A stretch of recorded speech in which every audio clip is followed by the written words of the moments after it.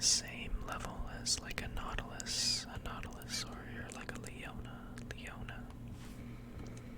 So let's go ahead and look right into her abilities here. So Annie's Q is Disintegrate.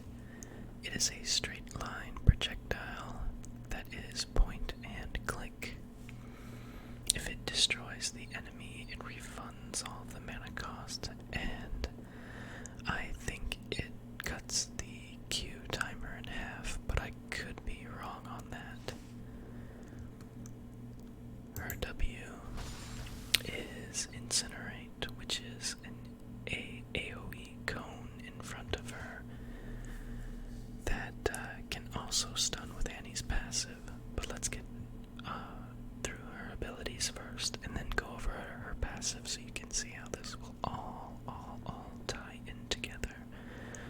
If for some reason you have not seen Annie before in your games, which would be kinda crazy, especially in low elo. Her E is Molten Shield. Basically, she gets movement speed, damage reduction, and like a Thornmail in a sense, where enemies that attack her will receive damage. This ability, as I'm aware of, can also be applied to Tippers, which is your ultimate. And he summons a nice large teddy bear that will hit enemies around it after a big burst of damage.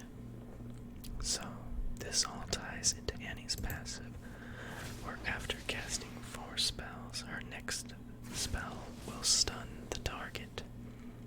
So the way Annie players typically do this, they use their E and their W as well as their Q, of course, when farming minions to get their stun up.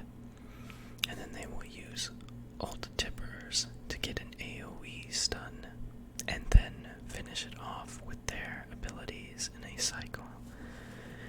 And this will generally one-shot most squishies, especially if you have a lead as Annie. It's pretty disgusting. So let's jump right into Annie's skins. So we have Goth Annie, which is by far my least favorite Annie skin. Red Riding Annie, Annie in Wonderland, Baram Queen Annie, Frostfire Annie, Reverse Annie, Franken-Tippers Annie, Panda Annie, Sweetheart Annie, Hextech Annie, Super Galaxy Annie, which is the skin that I think probably looks the best in terms of animations, on par with Hextech Annie in my opinion. And then by far my favorite skin, which is Anniversary, and this is just because she summons a giant Teemo as your Tippers, which is really, really troll. Really troll. So guys, let's get right into her lore. Annie, the Dark Child. Boram Darkwill's last years on the throne were a time of great uncertainty for Noxus, and many with an aptitude for magic left the capital for the relative peace of more distant provinces. Gregory the Grey and his wife, a witch by the name of Emmeline, preferred to demonstrate their Noxian strength by taming the borderlands rather than partaking in the political intrigue of the noble houses. The young couple claimed a piece of land beyond the Iron Spike Mountains to the north, finishing their small home just before winter and the arrival of their first child. During their journey, other colonists' tales of the great shadow bears that once roamed the territories had captivated Emmeline. Now heavily pregnant, she passed the time sitting near the fireplace, creating a toy version of the protective creatures. Just as she had finished finished sewing the last button eye on the stuffed bear, the quickening of labor overcame her. Gregory remarked later that his daughter was eager to play with her new toy, for there, on an ember-warmed hearth, Emmeline brought Annie into the world. When Annie was still a toddler, she and her father took ill. As night fell, Annie began to burn with fever, and soon she was so hot she could no longer be held in her mother's arms. Emmeline grew desperate, deciding at last to fetch icy water from the nearby river.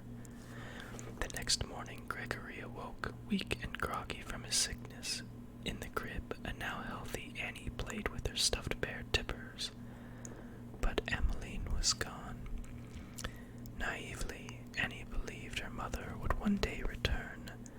Gregory would often find the girl sitting in her mother's rocking chair near the hearth, hugging Tippers and staring into a crackling fire where he was sure that it had been nothing but cold ashes. He chalked up these slips of the mind to the burden of parenting a child alone. Years passed, bringing more colonists to the region, and in time Gregory met Leanna, a woman seeking a new life outside the capital, with her own daughter Daisy. Annie was eager for a playmate, but spoiled by the indulgences of being an only child, so acclimation to her new stepfamily was difficult. Whenever Annie's fiery temper erupted, it left Leanna uneasy and quick to take her own daughter's side. It fell to Gregory to keep an uneasy peace between the three. Unused to the dangers of the untamed borderlands, Daisy's playing ended in catastrophe for the family. Leanna, of course, blamed Annie for the loss of her daughter, focusing her rage and grief on her stepdaughter's most prized possession, Tippers. Annie was horrified as the last physical memory of her mother was threatened. The girl's terror grew into an unbridled rage, releasing her latent and powerful pyromancy, and the stuffed bear was brought to life in a maelstrom of protective fire. When the flames died down and the swirl of ash settled, Annie was left orphaned and alone. Believing most city adults to be like her stepmother, Annie has kept to the wilder parts of her frontier homeland. On occasion, she will use her disarmingly adorable exterior to be taken in by some pioneer family, long enough to be offered new clothes and a hot meal. However, fire and death awaits anyone foolish enough to try parting Annie from her stuffed bear at her side.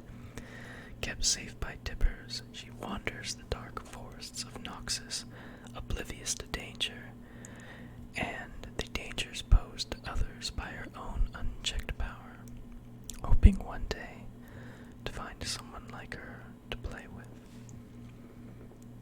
I hope you guys enjoyed this episode of Champion Overview A to Z and Lore with Annie. Let me know in the comments section what you guys think.